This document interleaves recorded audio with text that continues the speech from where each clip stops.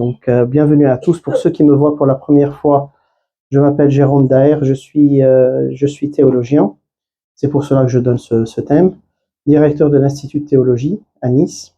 Et je suis heureux d'être parmi vous. Merci de vous être déplacés pour goûter combien est beau le Seigneur.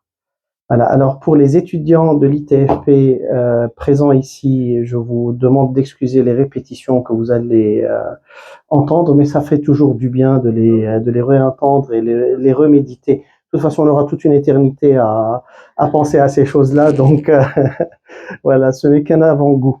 Alors, la beauté déroutante de l'humanité de Dieu. Qu'est-ce qui, à votre avis, si vous avez entendu parler des gens autour de vous, qu'est-ce qui a fait le succès et qu'est-ce qui a...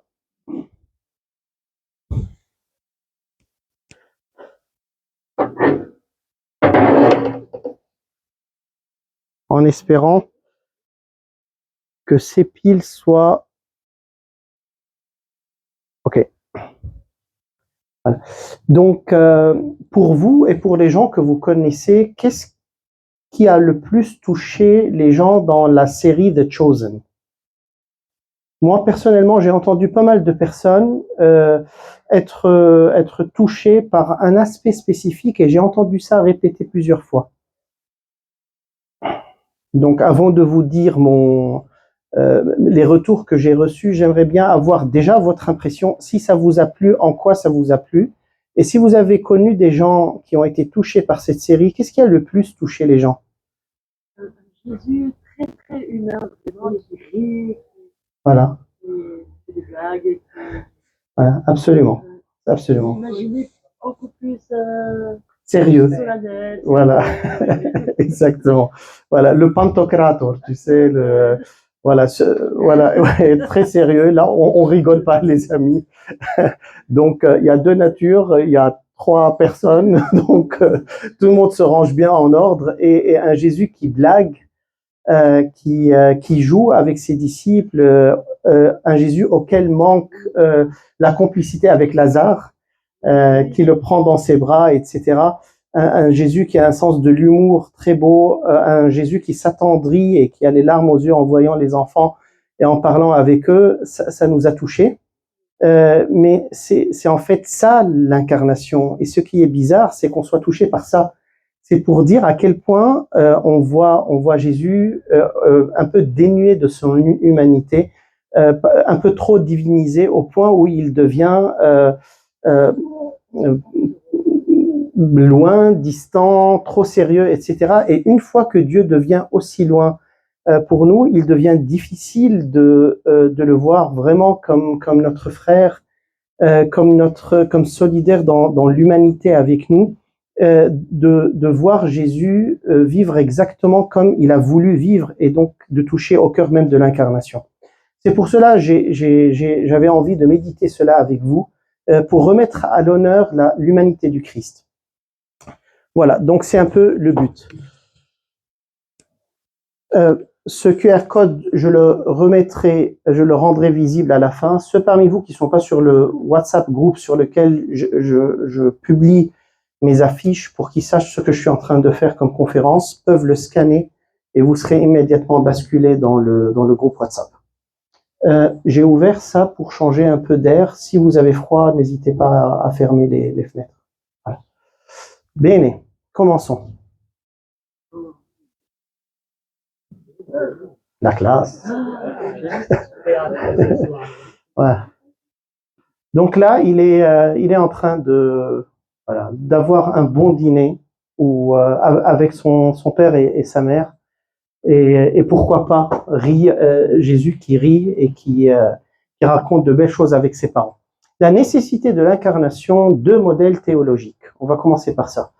Les théologiens se sont divisés en deux écoles quant à la nécessité de l'incarnation. Et l'Église n'a pas tranché. Donc, je vais vous proposer deux modèles théologiques pour justifier la nécessité de l'incarnation et vous pouvez prendre le parti qui vous plaît. Donc, vous êtes vraiment libre alors, naturellement, je vais un peu appuyer sur le côté qui me plaît, mais ne vous laissez pas influencer par moi. Alors, avant d'entrer dans le cœur de la problématique, à votre avis, est-ce que Dieu s'est incarné à cause de la chute de la nature humaine ou pas?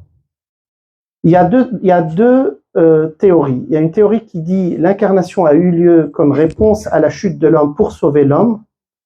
Il y a une autre théologie qui dit non, non, Dieu voulait s'incarner indépendamment du péché de l'homme.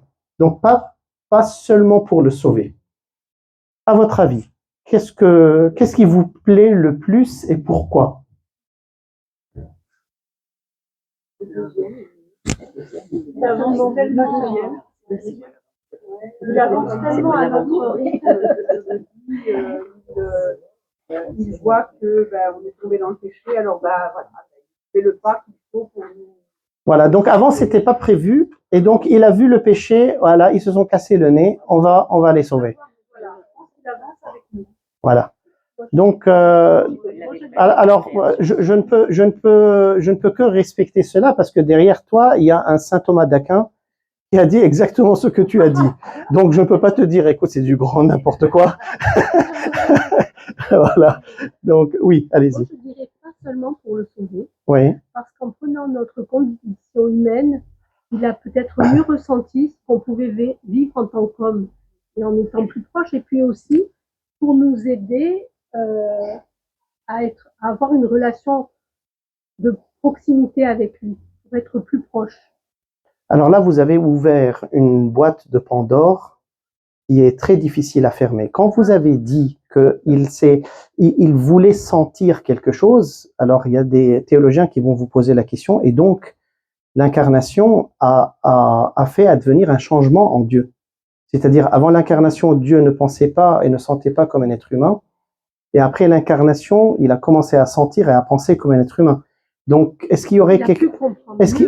Donc avant, il ne comprenait pas très bien Dieu. Et après, il a commencé à piger mieux. Ah, donc finalement, vous n'êtes pas aussi pourri que ça. Je comprends d'où vous venez. Oui. Dans le jardin de l'Éden. Oui. Dieu marche dans le jardin. Oui. Il appelle François, il appelle Alexandre, il appelle. Oui. Oui. À partir de ça, ok. Donc, vous rejoignez Thomas d'Aquin en disant, ouais, ok, ouais. C'est sur Terre, c'est sur Terre. Ouais. Il était déjà incarné. Non, il n'avait pas de corps encore. Ouais. Mais il était en intimité, en proximité de la nature humaine. Et donc, Adam, il parlait avec lui. Et donc, et c'est pour cela qu'à un moment donné, quand il a entendu ses pas après le péché, il est allé se cacher. Et donc, il était très intime à lui. Mais il n'y avait pas encore d'incarnation. On ne pouvait pas dire ça. Là c'est tranché. Il n'y a pas sujet à discussion. Mais c'est bien vu. Oui. En voulant s'incarner, oui. Il souhaitait nous montrer, nous donner un exemple par rapport à nos difficultés humaines, nous donner un chemin à suivre pour toutes ces difficultés humaines que nous rencontrons. Donc, l'incarnation a eu lieu après la chute, à cause de la chute. Ok. Vous êtes de bons thomistes tous. Oui. Pardon, excusez-moi. Moi, je ne crois pas du tout que ça soit à cause du péché. Je ne sais pas bien l'expliquer, mais je sens que c'est pas ça. Que effectivement, il nous aimait, il a constaté qu'on pouvait pécher, mais que de toute façon, il venait pour l'ensemble de l'humanité, quelle que soit notre situation, qu'on pêche pas. Je sais pas bien l'expliquer, mais je sens pas que c'est la première. Ok, ça vous tente. C'est la deuxième qui me tente. Ouais. Votre âme. Oui. Voilà. Oui. Voilà, se rebelle contre la première, mais elle n'a pas les mots. Oui. Je vais lui donner les mots. Oui. Pardon, excusez-moi. Ouais. Dieu a toujours cheminé avec nous. Oui. Oui. Oui. Et ce désir d'être avec nous, on avait le péché, mais il connaissait nos faiblesses. Il a été Oui. Et il nous a laissé l'éternité pour être encore avec nous dans un corps mystique. Hum. C'est extraordinaire, c'est le nom de Dieu qui. Il y avait cet homme Mhm. qui correspondait à la première. Donc, vous êtes, vous vous penchez vers la première. Cette possibilité, comme je l'ai dit, et c'est encore plus joli la deuxième. Ok. Là, on voit le tiraillement. Oui, monsieur, s'il vous plaît.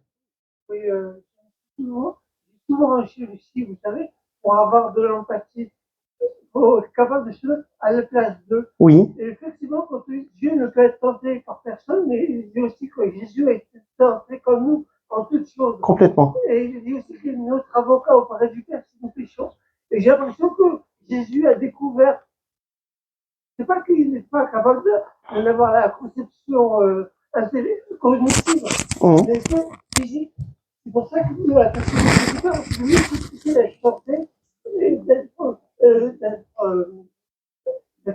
pas pécheur, il n'est pas pécheur, mais d'être tenté, parce que le Père, lui, c'est quand même d'avoir la connaissance de toutes nos pensées, etc.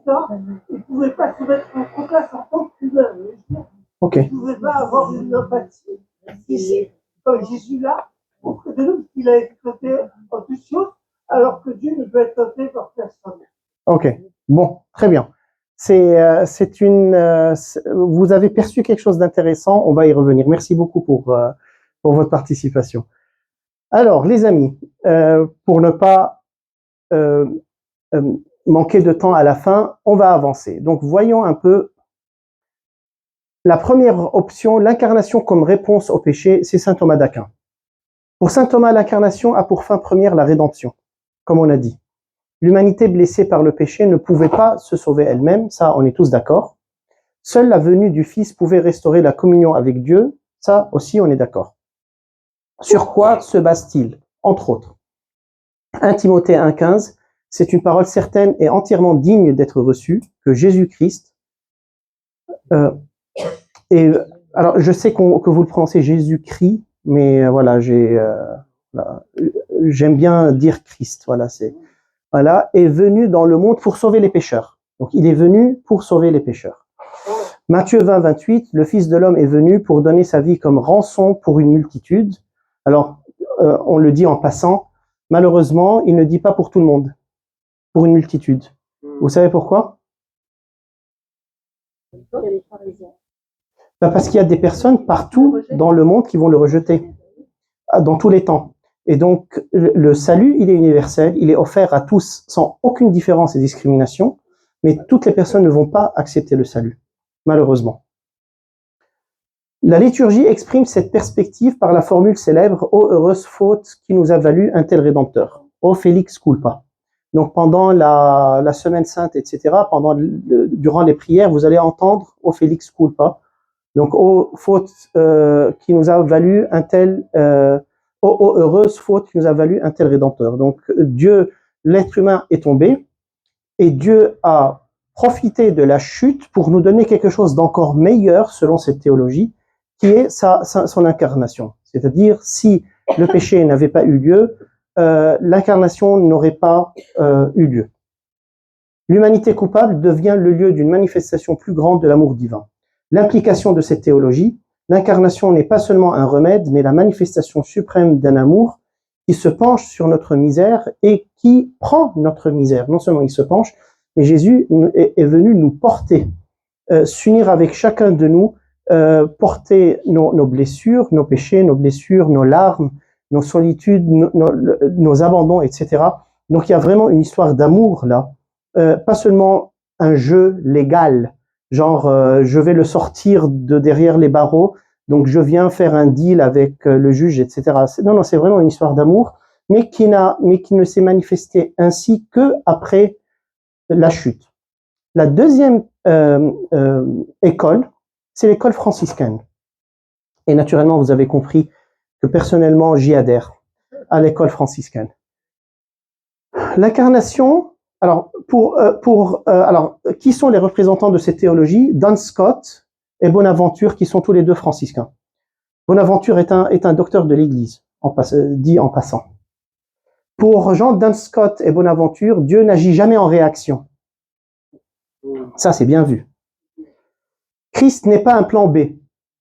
Donc, il n'y avait pas d'incarnation. Après, plan B, le plan A, ça a échoué. Plan B, allez, viens, tu t'incarnes et tu résous le problème. Le Fils se serait incarné de toute façon par pure volonté d'amour pour conduire la création à son accomplissement. Donc, dans la spiritualité franciscaine, la création, le summum de la création, l'aboutissement de la création, c'est l'union du divin avec l'humain. C'est ça le projet. Qui aurait eu lieu de toute façon, même si le péché n'avait pas eu lieu, mais ça aurait été une incarnation dans le bonheur, dans la béatitude, dans l'intimité, etc., sans toute la partie souffrance, sacrifice et croix. Voilà. C'est parce que la souffrance de Jésus, sa mort sur la croix, ce n'est que parce qu'il a porté en lui notre misère. Donc, si vous voulez savoir à quel point on est abîmé, il faut le regarder déchiqueté sur la croix. Parce qu'on est tellement aveugle qu'on se regarde et on pense qu'on est cool. Tout va bien. Voilà. Bah non. Donc, si tu veux voir vraiment ton âme, à quel point elle est abîmée, bah, il faut regarder lui. Il est la réflexion visible de notre mort intérieure qu'il a portée en lui. Le Verbe incarné est l'idée première de Dieu. La perfection de l'homme divinisé, la création existe en vue du Christ et pas seulement en vue de réparer une chute. Et lui aussi, eux aussi, ils se basent sur des versets. Colossiens 1, 15, 17, il est l'image du Dieu invisible, le premier-né de toute la création, car en lui ont été créées toutes les choses, tout a été créé par lui et pour lui. Il est en train de parler du Fils premier-né. Dans Éphésiens 1, 9, 10, réunir toutes choses en Christ, celles qui sont dans les cieux et celles qui sont sur la terre. Donc il y a tout se réunit dans le Christ. Il récapitule tout en lui. Il y en a d'autres, mais je voulais pas trop m'étendre. Il y a d'autres versets. Donc l'implication, c'est que l'incarnation est le centre du projet créateur et non un remède. Dieu voulait se donner à l'homme de façon maximale et personnelle. Et là, ça montre une histoire d'amour, une vraie histoire d'amour. Je vais vous donner un exemple, pardonnez-moi, il n'est pas sublime, mais il vaut ce qu'il vaut. Pour moi, ça me parle. Dire que l'incarnation est le fruit de la chute ou pas, c'est comme dire deux scénarios. Alors, ça vaut ce que ça vaut, ce n'est qu'une image qui est très imparfaite. C'est comme si quelqu'un décide de s'unir, donc un homme ou une femme, peu importe, on peut changer les rôles, s'unir à sexuellement, amoureusement, affectivement à son conjoint parce que son conjoint est tombé et s'est blessé, donc pour le compenser, pour le restaurer, il le prend et il s'unit avec lui, et penser que cette union mystique, ces fiançailles ou ces épousailles devait avoir lieu parce qu'il y a une histoire d'amour en amont voulue par Dieu parce qu'il est amour lui-même avec sa créature, et donc que son épouse se soit abîmée ou pas, épouse je veux dire la nature humaine, Dieu voulait s'unir avec elle, et c'est ce que toute la littérature prophétique a parlé quand elle disait que Yahvé est l'époux de son peuple, et que le peuple est l'épouse, à tel point que le péché d'Israël était dit, on l'appelait dans la littérature prophétique, quoi exactement? Adultère. Donc quand Israël péchait, il allait se donner à d'autres idoles, à d'autres maîtres. Et donc, si nous, on voit la volonté de Dieu depuis le commencement de s'unir avec sa créature, d'avoir une union profonde et pas seulement un lien, une relation créateur-créature qui demande seulement adoration et obéissance, à ce moment-là, l'union de la divinité de Dieu avec la nature humaine devrait advenir même en dehors de la chute. et ça donnerait beaucoup de sens à toute notre existence. Donc Dieu est tellement amoureux de nous qu'il veut se donner entièrement à nous. Et la vision béatifique, c'est ça. C'est nous qui nous donnons à lui entièrement et lui qui se donne à nous entièrement dans une vie entière qu'on va vivre au ciel. Alors, j'ai du mal à m'empêcher de vous dire quelque chose que j'ai dit samedi dans ma conférence, parce qu'il y a des personnes qui pensent que le ciel est un état figé. Genre, tu dois rester comme ça pour l'éternité. Entre-temps, tu peux faire guili-guili au lion qui passe à côté de toi, un lion céleste, puis jeter un peu de viande, voilà, mais voilà, ça se limite à ça. En fait, ce n'est pas statique, c'est dynamique. Il y a une vie, il y a une croissance au ciel. Et comme Dieu est une beauté infinie, chaque jour au ciel est un nouveau jour. Chaque fois, on comprend quelque chose de nouveau de la beauté de Dieu. On est épris d'une manière, on est ivre d'une manière différente de ces lumières infinies qu'on voit en lui, et ça finit jamais. C'est pour cela au ciel, on s'ennuie pas. Donc, bonne nouvelle à ceux qui commencent à penser, mais on va faire quoi une éternité? Parce qu'en général, une éternité, ça finit pas par définition. Donc, ça peut être lourd. Oui. D'accord. C'est un peu, il y a le temps. Oui. Et il y a les deux versions sont valables. C'est un peu comme Lucifer. On sait très bien qu'il est dans le plan pour faire du mal, mais en fait, dès le départ, il refuse le chapitre de Dieu d'amour. Il refuse l'incarnation. Oui. Ce que vous dites a l'air très intéressant, mais j'ai pas capté votre idée. Là, vous parlez du temps. Que dans le ciel, il y a le temps. Oui, c'est vraiment allégorique. Je n'en sais rien comment les choses sont au ciel. De la même manière, les deux idées sont valables, en fait. La deuxième idée, c'est qu'il y a deux temps. C'est-à-dire que je prends l'exemple de Lucifer, il fait partie à la fois du premier temps, et là, c'est du mal, mais en même temps, dès le départ, il a refusé l'idée que Dieu, depuis le départ, il fasse l'incarnation. Alors, ça c'est une réflexion théologique qui a été faite quant à la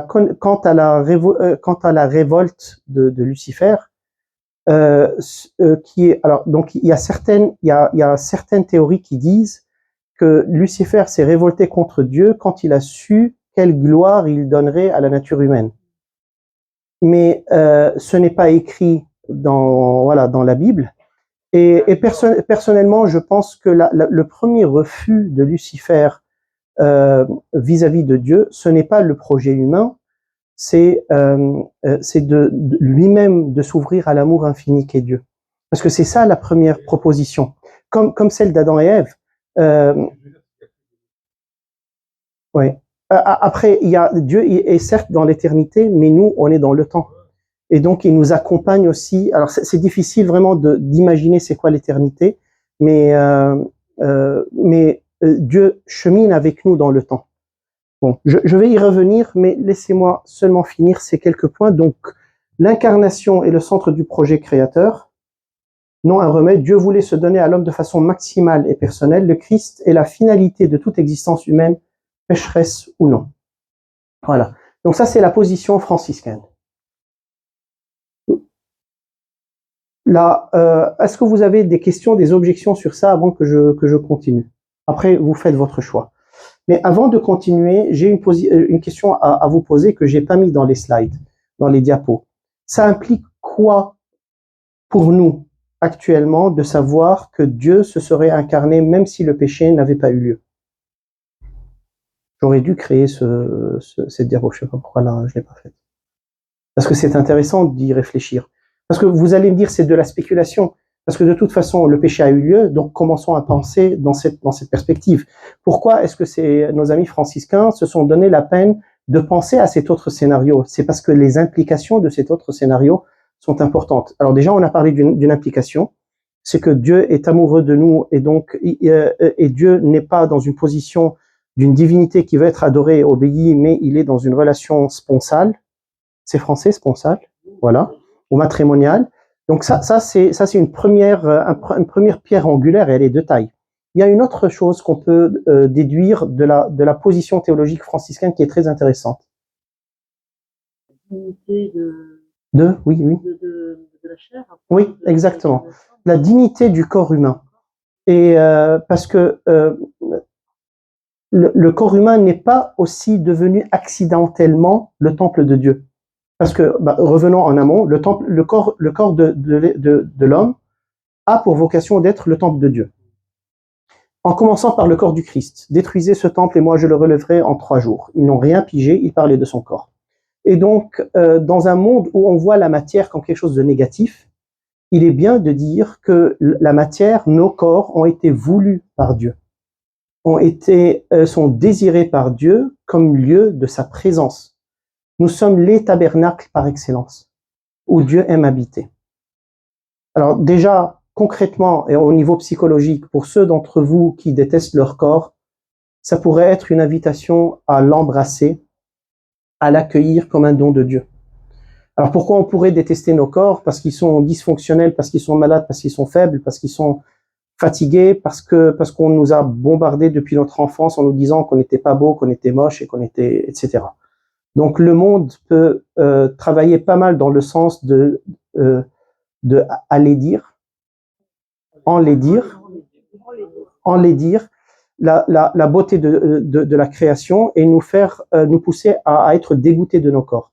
Alors que c'est l'endroit, si tu vas parler avec Dieu, tu dis où est-ce que tu as envie d'habiter, il va te dire j'ai envie d'habiter dans ton corps. Voilà, ça c'est mon lieu. Et donc c'est intéressant parce que dans ce cas-là, les églises et les basiliques et les cathédrales ne sont que des images du corps humain. Ok, et donc voilà, c'est à vous aussi après de décider quel genre de basilique et d'église et de cathédrale vous voulez que votre corps soit. Voilà, après vous pouvez décider entre baroque, roman, rococo. Ouais, moi je l'aime rococo, flamboyant avec des couleurs partout, etc. Voilà, et après donc travailler à ce que vraiment notre corps et cœur, donc la dimension de l'intelligence et de la psyché, soit aussi un lieu agréable où peut habiter la divinité. Bien. Donc voilà. Donc il y a le corps et puis il y a une troisième dimension, une troisième implication de la théologie franciscaine.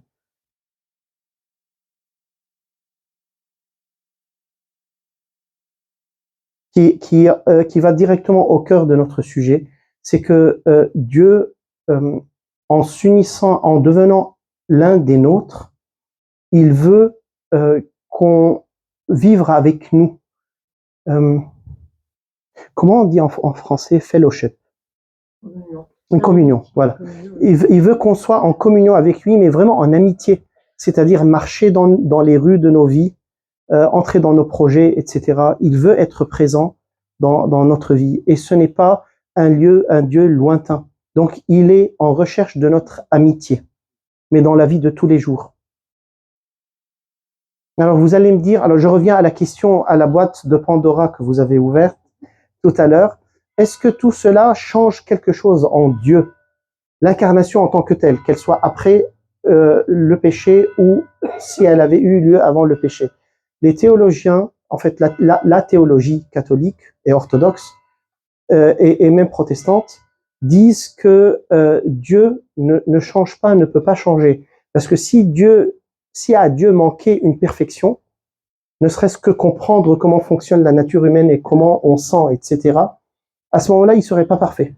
Et donc Dieu, dans son essence, n'a pas besoin de vivre les choses d'une manière incarnée pour qu'il puisse les comprendre dans leur essence, parce qu'il a une connaissance de l'essence des choses d'une manière directe. Donc, on ne complète rien en Dieu, on ne perfectionne rien en Dieu, on n'ajoute pas à la toute-puissance ou à la perfection de Dieu. Ce qui est une bonne nouvelle en elle-même, parce que comme ça, Dieu, en fait, peut nous aimer d'une manière désintéressée. Si j'ajoutais quelque chose à la perfection de Dieu, son rapport avec moi serait intéressé. Je vais utiliser le petit Jérôme parce qu'il va me faire gagner quelque chose à la fin. Une connaissance, une expérience, etc. Et donc, Dieu a fait ça d'une manière complètement gratuite, l'incarnation, pour nous. Donc, c'est que du gain. Et puis, lui, il profite de ça dans le sens, pas profite business, mais he enjoys. Il jouit vraiment l'amitié de ses fils et filles. Voilà. Donc ça, mes amis, ce sont les deux positions. Pourquoi est-ce que c'est la deuxième personne qui s'est incarnée? Parce que dans la théologie chrétienne, tout court, ce n'est ni le Père ni le Saint-Esprit qui se sont incarnés, mais le Fils. Et on ne se pose pas toujours la question, pourquoi est-ce que c'est le deuxième, pas le premier et pas le troisième? La première raison, c'est à cause ou grâce aux propriétés du Fils, qui est parole, qui est image et qui est sagesse. Le Fils dans la Trinité, alors, je ne vais pas faire un traité de la Trinité, mais je vais dire trois mots. Le Père, si je vais utiliser les catégories de saint Augustin et de saint Thomas d'Aquin, le Père est l'être divin. Le Fils, c'est la parole, l'acte d'intelligence en Dieu. Et l'esprit, c'est l'amour, c'est le désir en Dieu. Et donc, si Dieu veut se révéler à nous, il va nous envoyer sa parole pour que, connaissant sa parole, on le connaisse et le connaissant, on l'aime. Si vous ne me connaissez pas et vous voulez me connaître et que je suis loin de vous, je ne vais pas vous envoyer, excusez l'image, un bout de ma chair ou de mon os dans une boîte, parce que si vous voyez la main de Jérôme ou un os de Jérôme, vous n'allez pas comprendre grand-chose.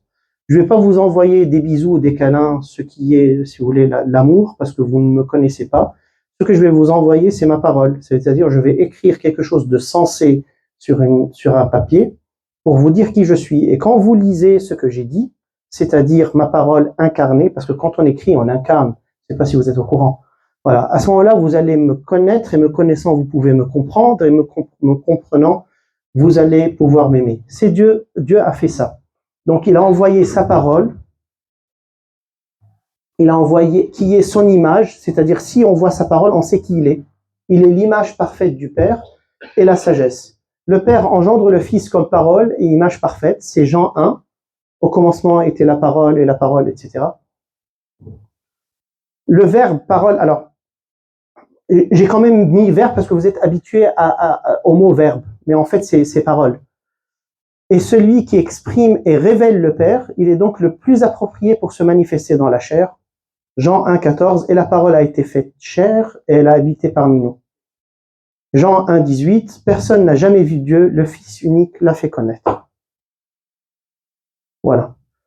Donc ça, c'est la première raison, c'est les propriétés du Fils. La deuxième raison, le Fils introduit l'humanité dans la filiation. Alors pourquoi la parole est appelée Fils en même temps? On aurait pu l'appeler ami ou quelque chose d'autre. Parce que la parole sort de l'intelligence et est enfantée par l'intelligence. D'où le mot Fils.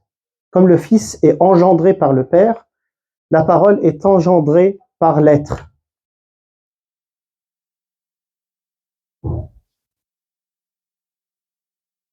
L'œuvre du Christ consiste à faire de nous des fils dans le Fils. Donc c'est le Fils qui est venu pour qu'on soit fils.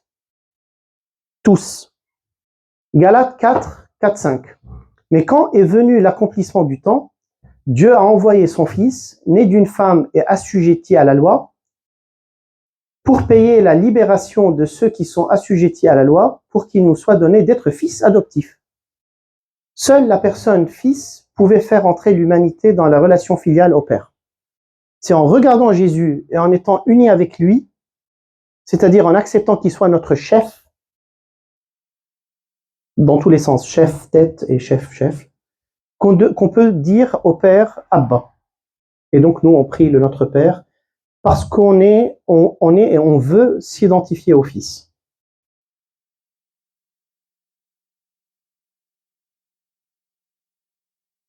Troisième raison, les prophéties et préfigurations de l'incarnation dans l'Ancien Testament. Donc dans les deux premiers points, on a vu le pourquoi. Maintenant, on va voir les prophéties et préfigurations de l'incarnation dans l'Ancien Testament. Les annonces directes, Isaïe 7,14, c'est un petit florilège. Voilà, florilège. Les annonces directes, Isaïe 7,14, voici, la Vierge deviendra enceinte, elle enfantera un fils, et elle lui donnera le nom d'Emmanuel, c'est-à-dire Dieu avec nous. Isaïe 9, 5, 6, un fils nous est donné, on l'appellera admirable, conseiller Dieu puissant, Père éternel, prince de la paix. Donc là aussi, ça fonde la divinité du Christ pour ceux qui pensent que Jésus n'est pas Dieu. Michée 5, 2, de toi sortira pour moi celui qui dominera sur Israël et dont l'origine remonte au temps ancien, au jour de l'éternité. Donc là aussi, ça montre la nature divine de Jésus. Les figures annonciatrices, il y a Adam, le vieil Adam, et Jésus, le nouvel Adam. Et comme Adam a été formé d'une terre qui a été obombrée par Dieu, ça vous dit quelque chose, l'obombration? Alors, quand Dieu a créé Adam, il est dit au chapitre 1, verset 26, « Créons l'homme dans notre image, selon notre ressemblance ». Le mot « image » en hébreu se dit aussi « ombre ». C'est la même chose, « tselem ». Et donc, si on veut traduire autrement, mais tout aussi vrai, on pourrait dire « Dieu dit, faisons l'homme dans notre ombre, selon notre ressemblance ». Parce que ombre et image, c'est la même chose. Pourquoi c'est intéressant? Parce que Adam a été tiré d'une terre qui a été obombrée par Dieu. Il a été fait dans l'ombre de Dieu, alors que les animaux ont été faits de la même terre, mais qui n'a pas eu l'ombre de Dieu. Alors, tout ça commence à avoir du sens quand on va chez Luc et on voit l'annonciation. Quand Marie a dit à l'ange, mais comment ça peut comment je peux être enceinte alors que je connais pas d'homme? Il lui a dit que le Saint-Esprit descendra sur toi et le Tout-Puissant te couvrira de son ombre. Voilà. Et donc là, on voit le même ombre qu'on a vu dans Genèse, et on voit que là, c'est le nouvel Adam qui va être tiré de la terre, une nouvelle terre Adama, qui est sainte, qui est Marie. Voilà. Et donc, il y a un parallèle que saint Paul a vu très bien entre l'ancien Adam et le nouvel Adam. Donc, comme l'ancien Adam a été tiré d'une terre obombrée, d'une Adama obombrée, mais qui a été après blessée par le péché et maudite, le nouvel Adam a été tiré d'une terre sainte, d'où l'Immaculée Conception, voilà, qui a été préfigurée par la terre sur laquelle Moïse s'est tenu, où Moïse s'est tenu sur une certaine terre, buisson ardent, exactement. Moïse s'est tenu sur une terre, devant le buisson ardent, qui était une terre sainte. Et Dieu lui a dit, tu es sur une terre sainte, enlève tes sandales. Voilà. Et donc cette terre sainte, elle préfigure Marie, qui est la terre sainte de laquelle sort le buisson ardent, qui est un buisson, donc du bois, habité par un feu qui ne le consume pas. Et donc le buisson ardent est en fait une image de Jésus, qui a la nature humaine, habité par la nature divine, sans que la nature divine détruise la nature humaine. Bon, comme j'arrive pas à me retenir, je vais continuer avec l'image. Pourquoi, à votre avis, Dieu lui a dit d'enlever ses sandales? Parce qu'il était debout sur une terre sainte. Est-ce que parce que Dieu avait peur que Moïse salisse la terre sainte? Exactement, pour que la terre sainte puisse le sanctifier. Parce que les chaussures dans l'Ancien Testament sont symboles de nos schémas mentaux. Pardon? Ouais. De nos schémas mentaux avec lesquels on comprend la réalité. Parce que quand je suis debout, mon seul contact avec le monde, ce sont mes chaussures. Et donc c'est ce qui me permet de comprendre, d'interpréter, de voir la réalité. C'est ma philosophie, c'est mon propre schéma, c'est mes schémas de pensée. Et quand on est devant Dieu, ça, il faut l'enlever. Parce que sinon, on va faire des projections sur lui et le comprendre comme nous, on a envie de le comprendre, au lieu de le comprendre comme lui, il veut être compris, et donc de recevoir une information pure de lui sans qu'elle soit tordue et déformée par nos habitudes, nos cultures, nos lieux communs, etc. Et donc, il faut que j'arrête, parce que sinon on va sortir du sujet. Donc voilà. Nouvel Adam, ancien Adam, 1 Corinthiens 15, 22, comme tous meurent en Adam, de même aussi tous revivront en Christ. Voilà. Et c'est pour cela que quand on est baptisé, on reçoit le ADN de Jésus. Parce qu'avant le baptême, on est les enfants d'Adam. Et donc, on porte une nature brisée, abîmée par transmission générationnelle. Quand on est baptisé, on n'est plus les fils d'Adam, on est les fils du nouvel Adam, les fils de Jésus, donc les fils du Christ ou les fils du Père, et donc chrétiens. Et ce qui se passe au niveau de la grâce du sacrement du baptême, c'est que la vie divine est greffée en nous. C'est comme si on reçoit un ADN divin qui définit une paternité et filiation directement avec Dieu. Après, il faut développer tout ça. Mais au moins, il y a ça en germe en nous. L'autre figure, c'est Moïse, qui a prophétisé que le Seigneur vous enverra un prophète comme moi. Donc, il a prophétisé la venue de Jésus. L'Éternel, ton Dieu, te ressuscitera un prophète comme moi. L'agneau pascal annonce de la Pâque du Christ. Déjà, l'agneau tout court. Ce matin, je pense que c'était ça l'évangile du jour. Saint Jean-Baptiste, voici l'agneau de Dieu. Alors pourquoi il l'a appelé l'agneau de Dieu et pas le lapin de Dieu ou le pigeon de Dieu? Je sais que vous n'aimez pas trop les pigeons, vous. Voilà. Il fait référence à quel agneau? Il y a un agneau avant ça, qui a été prophétisé par un patriarche de l'Ancien Testament. Exactement, c'est Abraham. Abraham qui a pris son fils Isaac. Il a pris le bois de l'Holocauste, il l'a mis sur les épaules d'Isaac. À bon entendeur, salut. Donc le pauvre, il portait son bois sur son dos, le bois de son Holocauste, comme un certain cher Jésus qui portera son bois sur son épaule. Et donc il avait le feu, Abraham, il avait le gosse avec le bois, et il montait vers le lieu du sacrifice. Et l'enfant lui dit, papa, on a le feu, on a le bois, il est où l'agneau? Et Abraham lui répond, Dieu pourvoira à l'agneau, mon enfant. Et depuis ce temps-là, le peuple juif a reçu ça comme une prophétie, que Dieu enverra un agneau. Et l'agneau pascal, ce n'était qu'une figure, mais ce n'était pas l'agneau de Dieu parce qu'il a été pris du bétail des gens. Donc ça n'a pas été envoyé par. C'est pour ça que quand Jean-Baptiste a vu Jésus et a dit à ses disciples, voici l'agneau de Dieu, parce que c'était des juifs et qu'ils avaient tout l'Ancien Testament en filigrane derrière, ils ont complètement compris qu'il est en train de leur dire, la prophétie d'Abraham est en train d'être accomplie devant vous. Voilà. Mais nous, avec nos yeux, comme on n'a pas les mêmes clés de lecture, on dit agneau, oui, c'est gentil. Voilà, il fait et tout va bien. Mais voilà, c'est un peu plus profond que ça. Bon, donc après, on a l'agneau pascal qui annonce la Pâque du Christ. L'agneau sans défaut. Le serviteur souffrant d'Isaïe 53. Il était méprisé et abandonné des hommes. C'est par ses meurtrissures que nous sommes guéris.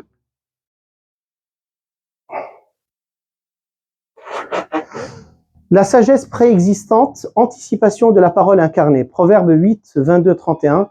La sagesse y apparaît comme née avant toute chose et se réjouissant avec les fils de l'homme. La tradition y a vu une prophétie de la préexistence du Verbe. Bien, sur ce, alors, désolé, j'ai pas pu agrandir plus que ça, mais c'est un tableau qui vous explique qui est Jésus. Bon. Alors c'est un condensé d'un cours de Christologie, mais vous pouvez ne pas le lire et m'écouter, je vais le résumer. Il faut savoir, l'Église a beaucoup réfléchi, beaucoup prié, beaucoup de conciles ont essayé de définir qui est la personne, qui est Jésus et comment il est constitué. Donc, Jésus, résumons des conciles et des conciles en peu de paroles. Jésus, il est Dieu parfait et homme parfait. Donc, il a deux natures qui sont complètes. Ce n'est pas 50-50. Il n'est pas moitié homme, moitié Dieu. Il est pleinement Dieu et pleinement homme. Il a deux natures entières. Unis dans une seule personne. Il a une seule personne. C'est la personne de qui? Qui spécifiquement? Du Fils. Donc, le Verbe, c'est la personne en Jésus. Alors vous allez me dire, qu'est-ce que ça veut dire personne? C'est-à-dire le sujet qui porte les deux natures en lui. C'est-à-dire, si vous le rencontrez dans la rue et vous lui dites « Salut Jésus, tu vas bien ?» Il te dit « Ouais, tout va très bien. » Le quelqu'un avec lequel on est en train de causer, c'est le Fils. C'est la parole de Dieu. C'est la deuxième personne de la Trinité. Donc, le moi en Jésus, c'est le moi du Verbe divin. Et donc, ce Verbe, il a fait sienne la nature humaine. En tant que personne divine, il a la nature divine entière, c'est-à-dire une intelligence divine et une volonté divine. Jésus, de par son intelligence divine, il avait la même connaissance que le Père et que le Saint-Esprit, parce qu'il est un avec eux. De par sa volonté divine, elle était unie, il avait la même volonté que le Père et le Saint-Esprit. En même temps, il a pris la nature humaine, une nature humaine qui est totale. Donc, qui dit nature humaine totale dit corps humain, c'est-à-dire il avait vraiment un corps qui suait, qui était fatigué, qui avait faim, qui avait soif, qui avait besoin de dormir, qui avait froid, qui pouvait être déchiré, qui pouvait saigner et qui pouvait mourir. Donc son corps est vraiment réel. Alors vous allez me dire, c'est évident, oui, mais il y a eu des hérésies qui ont nié la vérité du corps de Jésus, en disant que c'était une apparence, une illusion. Donc tout ça a demandé à l'Église beaucoup de souffrance et de prières et de conciles pour définir ces vérités, parce qu'il y a eu beaucoup de personnes qui les ont contredites. Après, il a un corps, mais pas seulement un corps humain, il a aussi une âme humaine. Parfois, on n'y pense pas. On pense qu'il y a seulement la deuxième personne en Jésus, donc la parole de Dieu, mais qui n'a pas d'âme humaine. Il a certainement une âme humaine parce qu'il a une intelligence humaine qui grandissait. Donc, il apprenait à lire l'hébreu, à prier les psaumes. Il ne faisait pas semblant. Sinon, comment on appelle, c'est une comédie de très mauvais goût. Genre, il sait très bien travailler le bois, mais il fait l'idiot. Il va chez Joseph et lui dit « Papa, est-ce que tu peux m'apprendre à faire le bois ?» Alors, il sait mieux que lui, mais il fait semblant de ne pas savoir. Non, il était pleinement humble. Donc, il grandissait en connaissance, il apprenait les choses. Et c'est pour cela j'ai aimé cette image de l'affiche. Il était en train de téter parce qu'il avait besoin de téter pour vivre, quoi. Voilà. Donc, il avait besoin de l'affection de sa mère. Il avait besoin d'apprendre à marcher, d'apprendre à écrire, etc., d'apprendre à manier le bois. Donc, son intelligence humaine, elle grandissait. Il avait, en plus de l'intelligence humaine, et c'est dans son intelligence humaine qu'il dit, à certains moments, qu'il y a une connaissance que même le Fils de l'homme ne peut pas avoir, ne connaît pas, la fin du monde, et que le Père. Mais à un autre endroit, il dit que lui, il la connaît, parce qu'il a la double intelligence. Après, imaginez comment tous les deux peuvent coexister en lui, ça c'est un mystère. Mais donc, à un moment donné, il parle avec une intelligence humaine, et à un autre moment, on le voit parler en intelligence divine. Et ça, on l'a construit à travers la révélation. C'est-à-dire, c'est pas des gens qui avaient ces idées philosophiques dans leur tête et qui se sont dit, on va les coller à Jésus. C'est des gens qui ont vu Jésus, entendu ses enseignements et qui se sont dit, le gars, il a deux intelligences, il a deux volontés. C'est vraiment Dieu, mais c'est vraiment homme en même temps. Et donc, on est sorti avec ça. Donc, c'est lui qui nous a enseigné ça. C'est pas nous qui lui avons collé cette étiquette. C'est important de savoir que tout naît de la révélation et de l'écriture. Donc, il a deux intelligences, il a deux volontés. Donc, la deuxième volonté, c'est la volonté humaine. Il voulait des choses en tant qu'homme, il continue à vouloir des choses en tant qu'homme. Et une des choses très importantes qu'il a voulu en tant qu'homme, c'est quoi? À un moment donné, il a voulu quelque chose beaucoup, mais il a décidé de ne pas l'avoir. Le jardin des Oliviers. En tant qu'homme, parce qu'il était un homme saint, S-A-I-N, il ne voulait pas souffrir. Et ça, c'est une bonne chose. Qu'on fuit la souffrance, c'est une très belle chose. Donc, c'était pas un sado ou un maso qui était en train de courir pour chercher comment se torturer. C'est quelqu'un qui ne voulait pas souffrir. Et donc, il a dit, s'il te plaît, que cette coupe s'éloigne de moi, mais pas ce que tu veux, mais pas ce que je veux, mais ce que tu veux. Et donc là, on voit la volonté humaine obéir à la volonté divine, et s'unir avec elle, ce que Adam était censé faire dans le jardin mais qu'il n'a pas fait, quand il a mangé du fruit qu'il ne fallait pas qu'il mange. Donc il a une volonté humaine, et à un autre endroit, sa volonté humaine, on le voit, on la voit par exemple, un jour, il avait envie de figues. Vous vous rappelez? Voilà, il voulait manger des figues, et il est allé vers le figuier, et le figuier n'avait pas de figues. Il s'est fâché, il l'a maudit. Voilà, le figuier est mort sur le champ, et les disciples se sont épouvantés. On dit ça? Et voilà, en voyant le figuier. Bien, donc mes amis, la personne, c'est une seule personne divine, le Verbe, le Fils éternel. Jésus n'est pas une personne humaine adoptée par Dieu, mais Fils éternel de Dieu qui assume une nature humaine, qui l'a fait sienne. Donc Jésus, c'est Dieu qui pense comme un homme, qui veut comme un homme, qui sent comme un homme. La nature divine, vraie nature divine, Jésus est consubstantiel au Père, éternel, incréé, omniscient, tout-puissant. Jésus est Dieu véritable, digne d'adoration, son enseignement a une autorité divine. La nature humaine, vraie nature humaine, Jésus assume tout ce qui constitue l'humanité, sauf le péché, parce que le péché ne constitue pas l'humanité. Jésus est pleinement homme, non un homme réduit aux apparences d'homme. C'est l'hérésie qui a dit que son humanité est une apparence s'appelle le docétisme. Il a une âme humaine rationnelle. Jésus possède une âme humaine créée, siège de l'intelligence, de la volonté, de la sensibilité et des affects. Et donc ça, c'est à ajouter à l'âme, il avait des sentiments humains. C'est-à-dire, parfois, il avait vraiment envie de passer du moment avec ses amis parce qu'il lui manquait.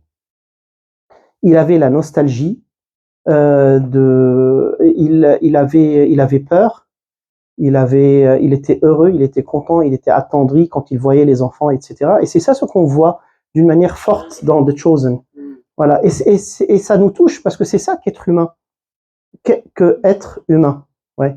C'est trouver du plaisir en mangeant, en buvant, c'est être attristé d'avoir été trahi par un baiser.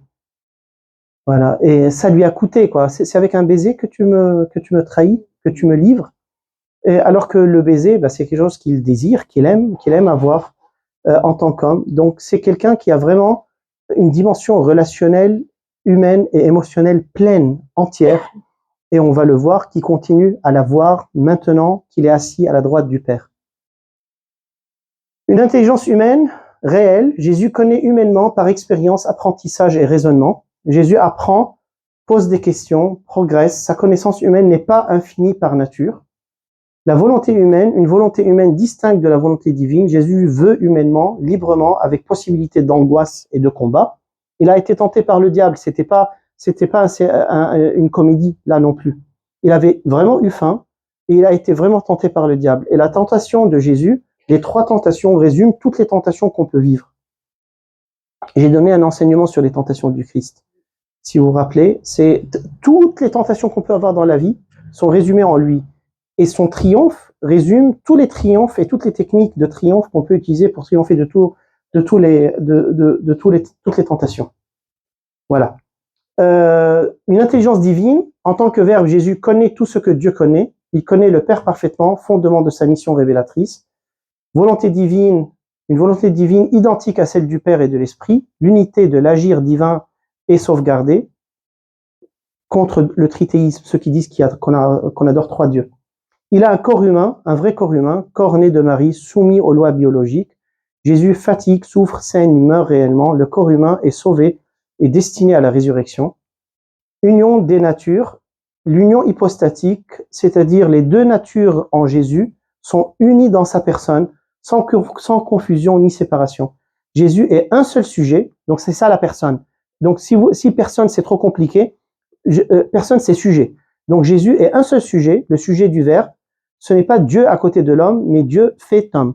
Et c'est pour cela, et que pour cela, que Marie, on l'appelle la mère de Dieu. C'est pas parce qu'elle est à l'origine de l'existence de la divinité, mais parce qu'elle a donné naissance à un sujet qui est Dieu, qui est né à travers elle de par sa nature humaine, Mais c'est pour ça qu'on peut, et c'est pour ça qu'on peut dire Dieu a mangé avec nous, Dieu a été crucifié, Dieu est mort. Sinon, ça n'a pas de sens. Et pourquoi on dit ça? Parce que c'est le même sujet qui a vécu ces réalités humaines qu'on est en train d'exprimer.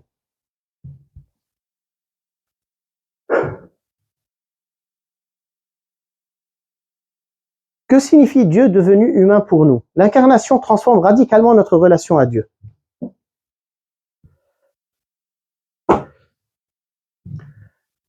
Dieu devient vulnérable, un Dieu qui peut être accueilli ou rejeté. C'est les implications, les conséquences de l'incarnation. Existant en forme de Dieu, il s'est dépouillé lui-même, se rendant obéissant jusqu'à la mort. Jean 1,11, la lumière est venue chez les siens, et les siens ne l'ont point reçue. Dieu s'expose, il se rend touchable, blessable, tuable. Il entre dans la condition humaine la plus fragile, l'enfance. Luc 2,7, elle enfanta son fils premier-né et le coucha dans une crèche.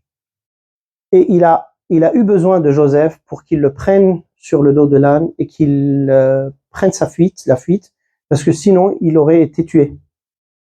Et ça, c'est très beau. L'incarnation, c'est pour certaines personnes, c'est un scandale, parce que c'est le Tout-Puissant, c'est Dieu qui a créé le ciel et la terre, qui vient me dire, maintenant je dépends entièrement de toi, il faut que tu me sauves, il faut que tu me protèges, il faut que tu m'aimes, il faut que tu prennes soin de moi, j'ai besoin de toi. C'est fou. Mais ça, c'est tout le temps. C'est-à-dire, la présence de Jésus dans nos cœurs a le même type de vulnérabilité que sa présence historique pendant ce temps-là. Jésus dans notre cœur, vraiment, il peut être assassiné, il peut être bafoué, il peut être rejeté, etc. Et donc, c'est parce qu'il est intérieur à l'homme, il est plus intime à moi-même que moi-même. Ce n'est pas un Dieu extérieur qui se dit, tu m'obéis, c'est bien, tu m'obéis pas, je te piétine. Non, c'est un Dieu qui vient me dire, j'ai besoin de toi, j'ai besoin que tu prennes soin de moi, que tu me protèges et qu'on marche ensemble et que tu sois mon ami.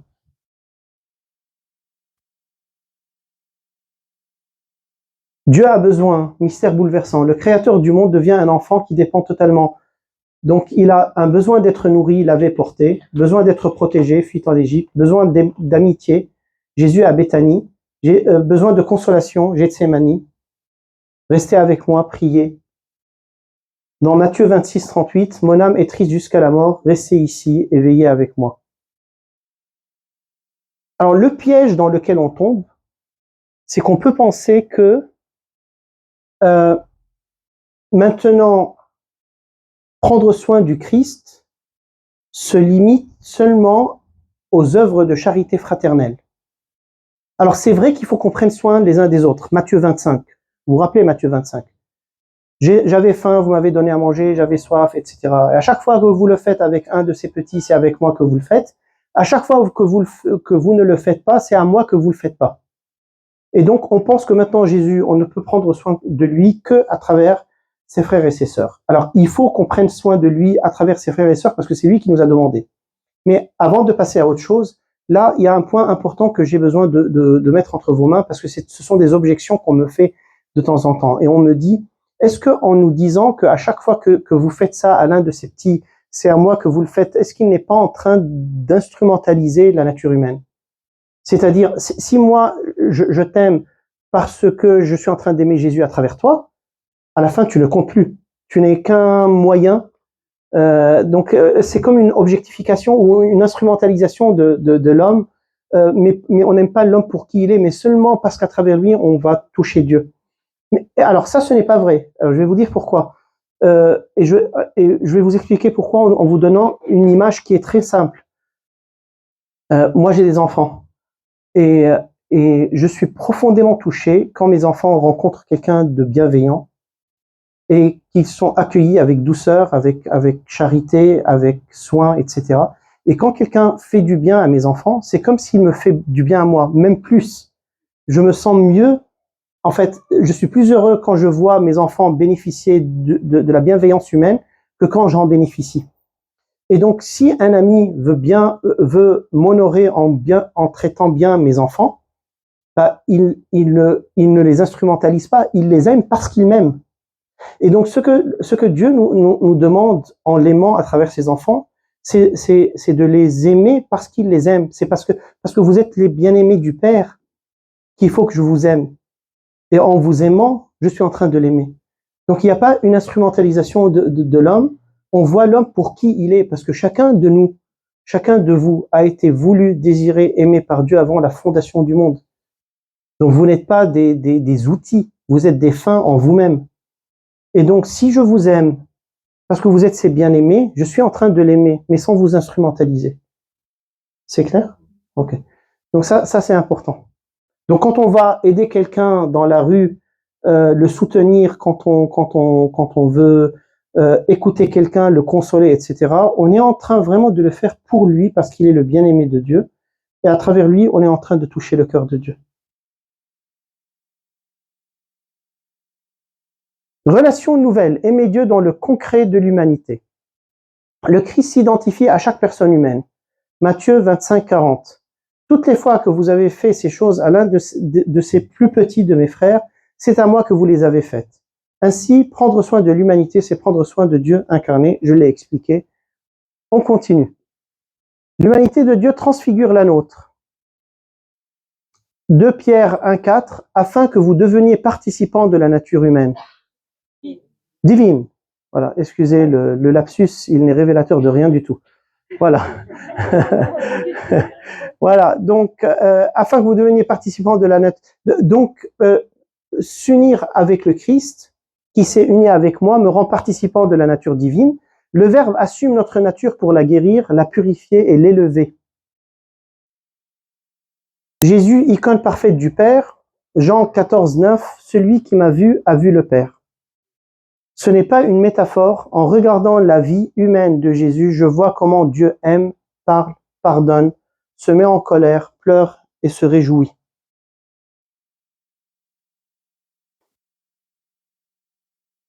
Implication spirituelle pour notre vie et nos relations. L'incarnation de Dieu nous pousse vers une relation plus intime et plus simple. Dieu n'est plus abstrait. Il a un visage, il a une voix, il a un style, il a des gestes qui sont reconnaissables. L'homme peut dire « j'ai rencontré Dieu dans un homme ». La dignité de chaque être humain. Si Dieu a pris une chair humaine, chaque corps humain devient sacré, icône possible du Christ. Tout mépris de l'homme est un mépris du Christ. À commencer par nous-mêmes, parce que nous-mêmes aussi on le porte. Donc vous voyez, ça fonde vraiment la dignité de la nature humaine dans toutes ses dimensions. Si Dieu a pris une chair humaine, c'est que chaque corps humain devient sacré, le lieu d'habitation et de présence du divin. Et tout mépris de l'homme est un mépris du Christ. Alors, qu'est-ce qui nous pousse à mépriser les hommes? C'est l'homme, c'est quand on le juge selon les critères de ce monde, au lieu de le voir selon la lumière de Dieu.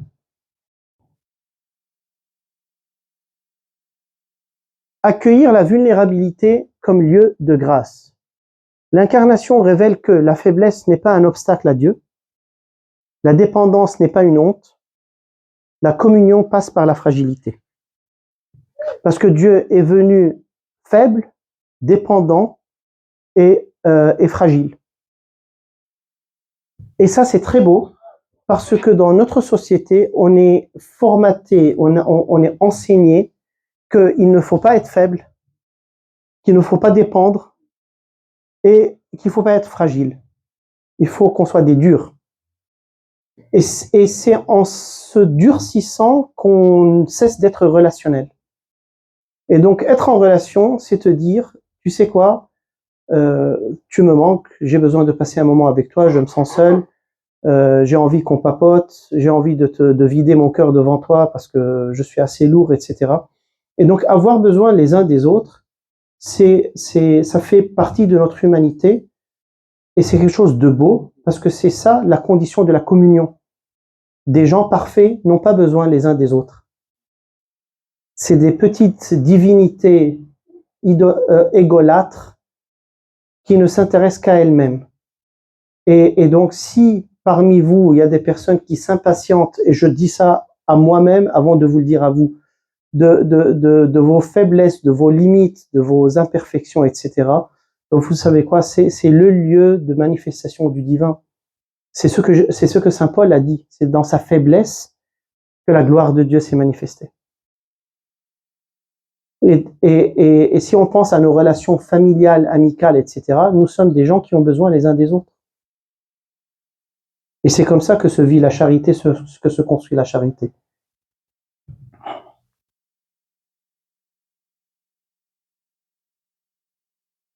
Servir l'homme, c'est servir Dieu. Chaque acte de bonté envers quelqu'un devient un acte liturgique envers le Christ incarné.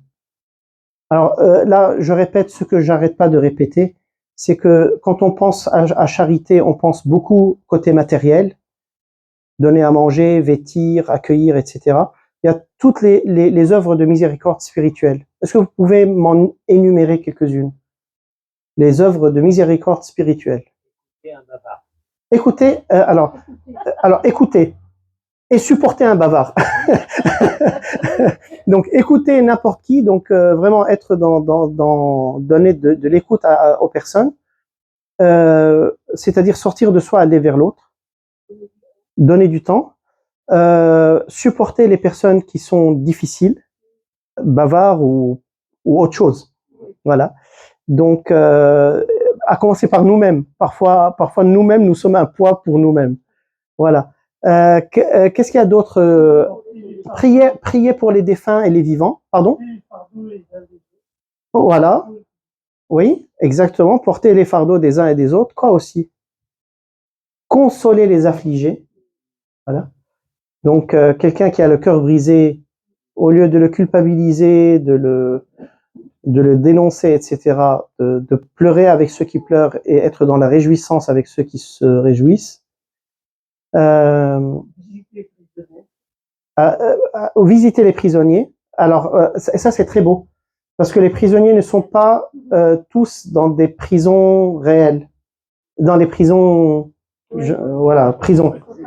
Voilà, il y a des prisonniers dans nos maisons, dans nos familles, des personnes qui sont dans une isolation totale, personne ne leur parle, personne ne s'intéresse à eux, etc. Donc ça, on a dit prier pour les vivants et pour les morts. Donc après, encourager, redresser les cœurs brisés, encourager les personnes qui sont défaites, avoir une parole de conseil, c'est-à-dire dire la vérité à quelqu'un qui est en train de la demander, mais avec charité, s'il vous plaît. Sinon, elle n'est pas audible. Voilà. Lui balancer la vérité sur la tête comme une massue ne fait jamais du bien à quelqu'un.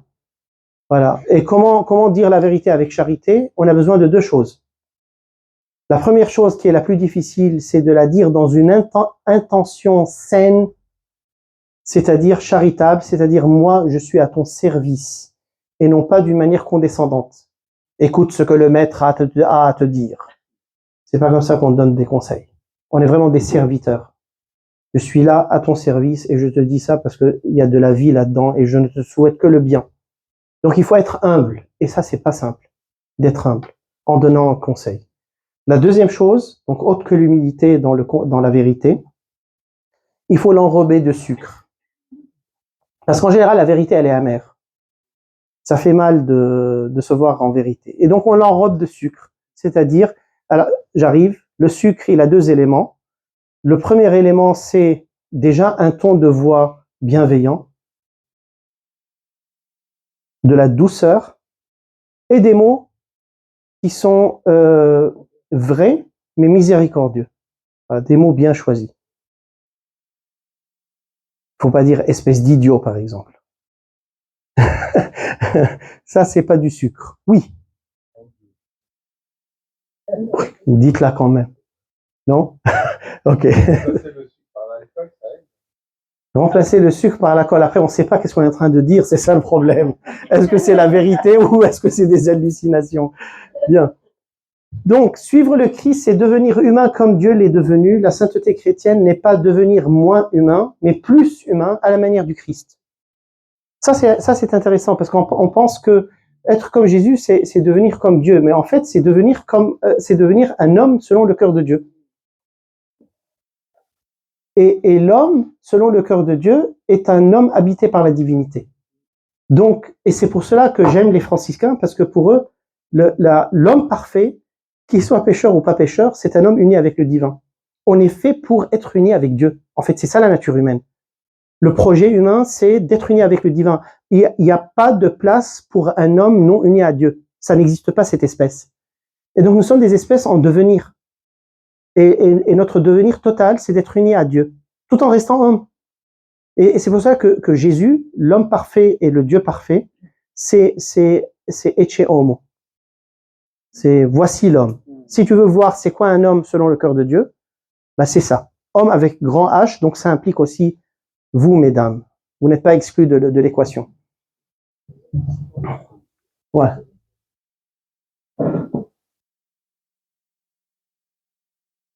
Conclusion.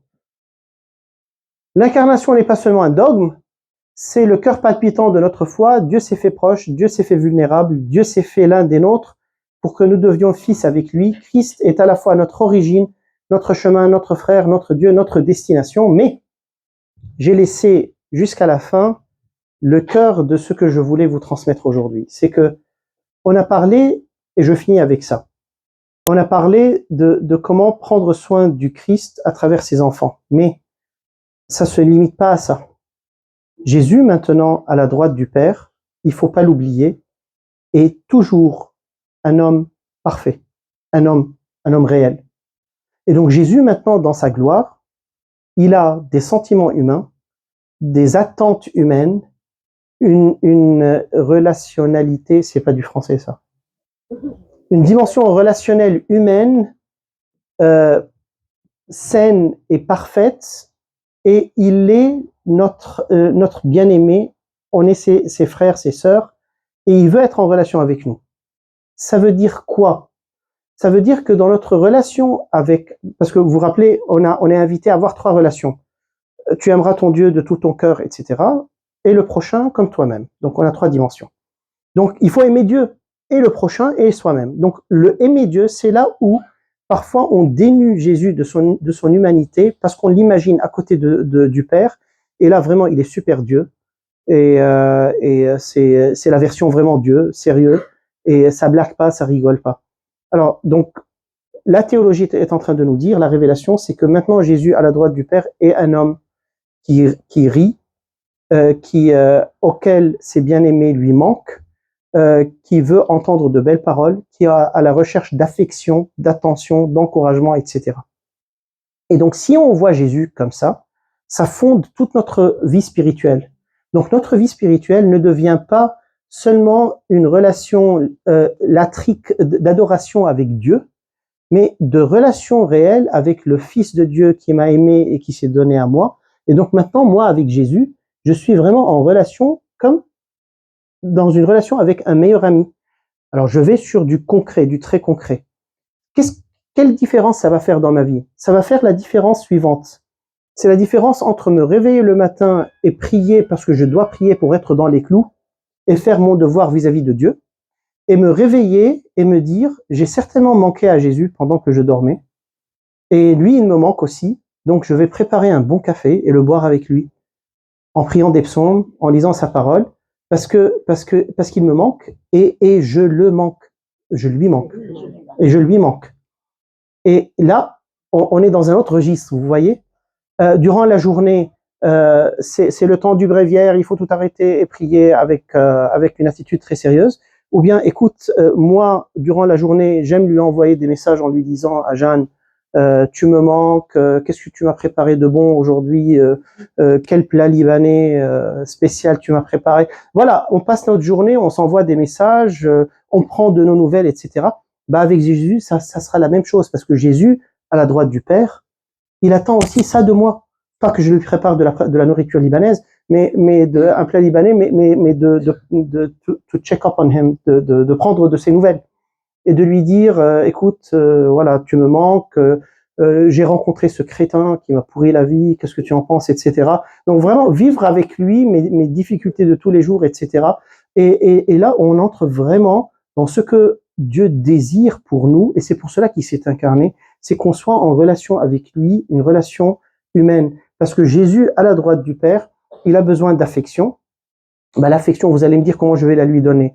Bah, dites-lui que vous l'aimez, dites-lui combien il est beau, et quand vous communiez, prenez-le dans la main et donnez-lui un très grand baiser avant de le manger. Voilà, ça fait partie de la tradition maronite en fait. Nous, quand on communie, on embrasse l'Eucharistie et on la mange. Et puis on lui dit de belles choses.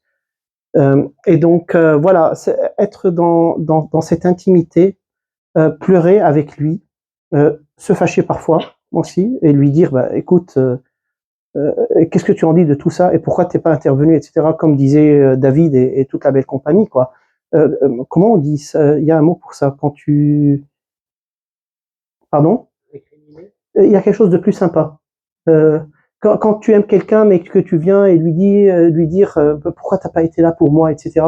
C'est voilà, lui reprocher mais gentiment, quoi, comme deux amis qui se reprochent, quoi. Pourquoi t'es pas venu me sauver, quoi.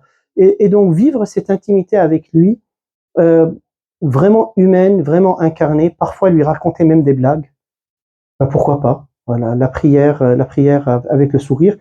Si vous l'avez pas vu et lu la vie de Saint Philippe de Néri, vous connaissez ce gars? Ouais, c'est le saint du rire. C'est quelqu'un qui riait tout le temps. Voilà. Et extraordinaire. Sa vie m'a touché énormément. Sur Sage, il y a deux films sur sa vie qui sont bien faits. Un ancien et un nouveau. C'est quelqu'un qui courait dans les rues et qui faisait rire les gens et qui riait avec Dieu, qui blaguait beaucoup. Et pour lui, bah, le rire, la légèreté, la beauté, bah, ça vient de Dieu. Et donc pour lui, un saint trop sérieux et déprimé n'est même pas un saint, quoi. C'est pas ça le Dieu qu'on connaît et qu'on aime.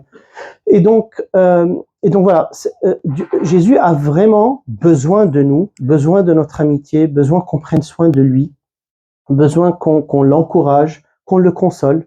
Vous allez me dire, il est bien heureux, oui, mais en même temps, ça le peine de voir ses enfants déchirés, abîmés, voilà, brisés. Et donc, consoler Dieu, comme beaucoup de saints l'ont fait, c'est aussi nous faire vivre vraiment une histoire d'amour avec Dieu. Parce que tant qu'on ne le voit pas humain, il est difficile d'être dans une relation de type sponsal, de type matrimonial avec lui. Et donc, voilà, je finis avec cette idée. Jésus, à la droite du Père, est homme parfait, c'est-à-dire il a des sentiments, des besoins, des attentes, de la tendresse, des émotions, et il veut les vivre avec nous. Je finis avec ça, avec chacun de nous, comme si tu étais la seule personne existante sur cette planète. C'est pas avec un groupe d'hommes qui fait ça, c'est avec chacun de vous, comme si vous étiez le seul sur cette planète. Et donc, si vous ratez ça, pour Jésus, c'est comme s'il a tout raté. On n'est pas remplaçable. Genre, Jérôme, c'est un paumé, ben, je vais le remplacer par Jacques. Voilà, il fera l'affaire. Ben, personne ne fera l'affaire de personne. On est vraiment unique. Bien. Avez-vous des questions? Oui, Jacques. Pardon, Patrick. Excuse-moi. Oui, parce qu'il a été remplacé par Jacques et Jacques qui est resté dans ma tête. C'est vrai? Ben voilà, donc l'intuition. Un côté qu'il est homme, Oui, la nature humaine, elle est genrée. C'est-à-dire qu'il y a des hommes et des femmes. oui, Le fait de ne pas en avoir parlé, qui amène à deux conséquences qu'on trouve dans les oui, premières, c'est que la nature genrée implique. oui, Donc, bon, on a l'impression d'avoir un rejet. Certains pensent qu'il y a un rejet de la sexualité que, je dirais, on ne connaît pas.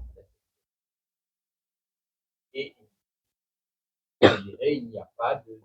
Là, n'est pas abordé. La deuxième chose, c'est que, comme c'est incarné dans un homme, il y a aujourd'hui le débat à l'intérieur de l'Église, en disant, bah, les servants de messe, les prêtres, les hommes ordonnés sont des hommes. hum, Donc, ce côté-là n'a pas été abordé. quelle est la réflexion qu'on doit avoir? Pourquoi tu me fais ça?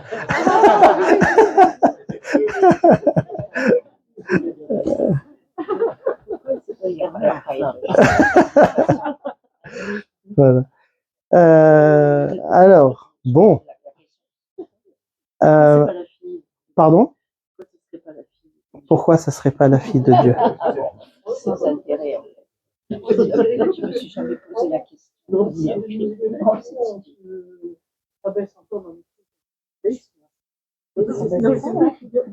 Pardon? Vous nous élevez en disant Dieu nous aime, nous, parce qu'on est chacun de nous et que sans nous, il serait triste.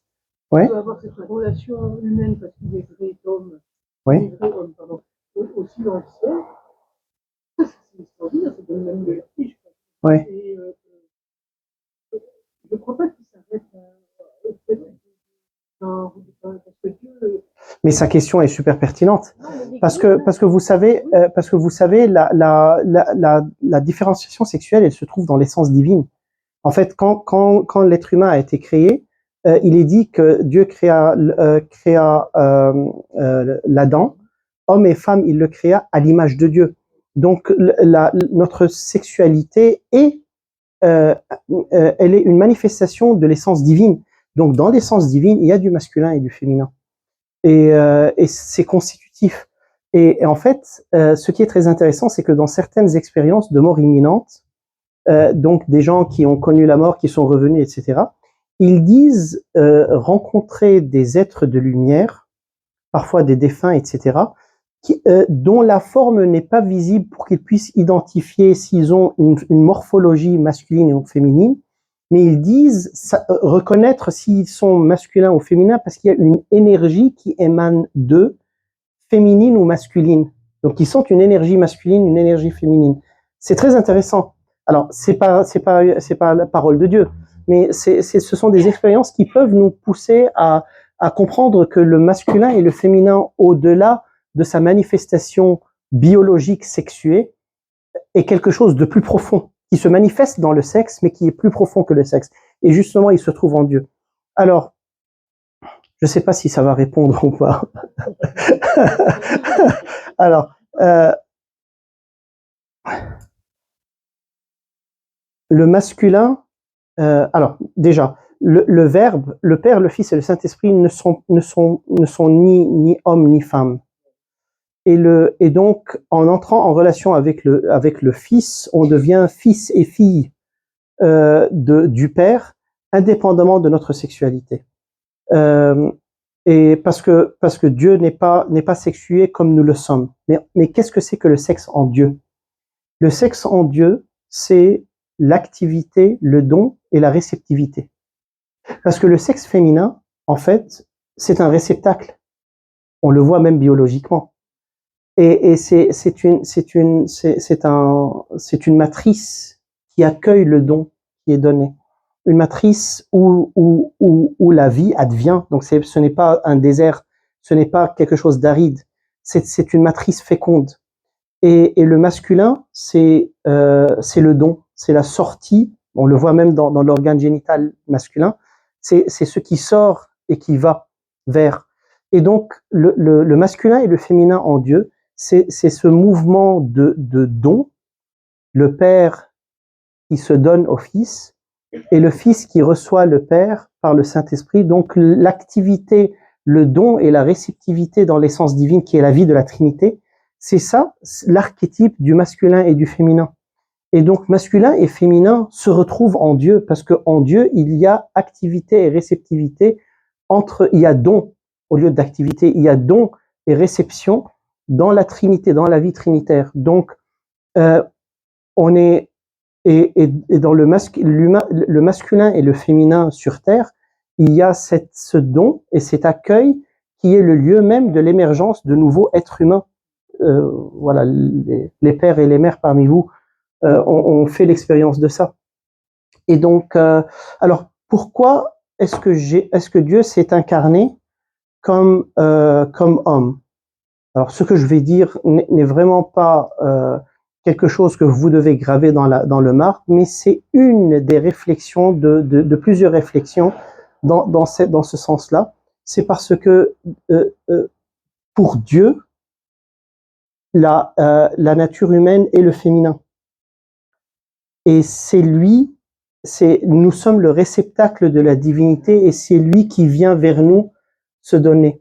Donc l'initiative du don, elle est divine. Et nous, tous, êtres humains, on est ce féminin qui est censé accueillir Dieu et le faire fructifier et le transformer en abondance en nous. Est-ce que je parle mandarin? Voilà.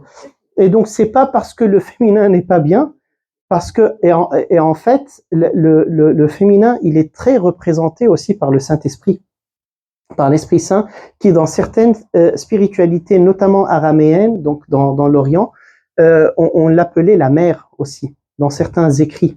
Et donc la maternité et la paternité, le féminin et le masculin sont dans l'essence divine même, et elles sont inséparables. C'est la vie même de Dieu qui est féminin et masculin tout le temps, qui se donne, qui se reçoit, qui se donne, qui se reçoit. Donc les femmes ne sont pas exclues, voilà. Et en Jésus, elles trouvent leur identité, mais il leur a donné aussi un coup de main. Parce que même si en lui, se perfectionne la nature humaine dans ces deux dimensions, masculin et féminin, quand même dans sa vie et dans son comportement, il a montré un leadership qui est pleinement masculin. Parce qu'il était le berger, il a guidé son peuple, etc. Et donc, il y a une dimension du féminin qui se manifeste psychologiquement, qui n'a pas été très saillante dans la personnalité de Jésus. Il nous l'a donné par qui? À votre avis? Par Marie. Voilà. Donc Marie ne peut pas être adorée, ne doit pas être adorée, parce que c'est une créature, mais comme homme parfaite, c'est-à-dire comme femme parfaite, c'est-à-dire femme selon le cœur de Dieu, elle montre le tact et la douceur et la tendresse et l'intelligence et la force du féminin d'une manière complémentaire à celle de Jésus. Et ça, c'est une bonne nouvelle, non seulement pour vous, mesdames, parce que vous avez aussi besoin de voir une femme selon le cœur de Dieu. Nous aussi, on a besoin de voir une femme selon le cœur de Dieu. Parce que c'est réparateur pour les hommes de se mettre debout devant une femme parfaite. Et c'est pour cela que moi, quand je prie Marie, je vais presque pour être guéri par sa présence, quoi. Être devant une femme parfaite, on ne vit ça que avec elle, parce que nos mères, nos sœurs, nos femmes sont toutes blessées comme nous le sommes nous tous. Et donc, comme l'être humain a besoin de voir l'homme selon le cœur de Dieu, qui est Jésus, on a besoin de voir une femme, à quoi ressemble une femme selon le cœur de Dieu. Voilà, une femme qui est douce, qui est tendre, mais qui est super forte, une force intérieure incroyable de voir son fils déchiqueté devant elle, sans fléchir, sans s'enfuir, voilà, qui est resté dans le champ de bataille, qui console, qui guérit, qui prend soin, qui sert, etc. Ça fait chaud au cœur. Et donc on a des exemples qui peuvent nous réparer, tous les deux, hommes et femmes.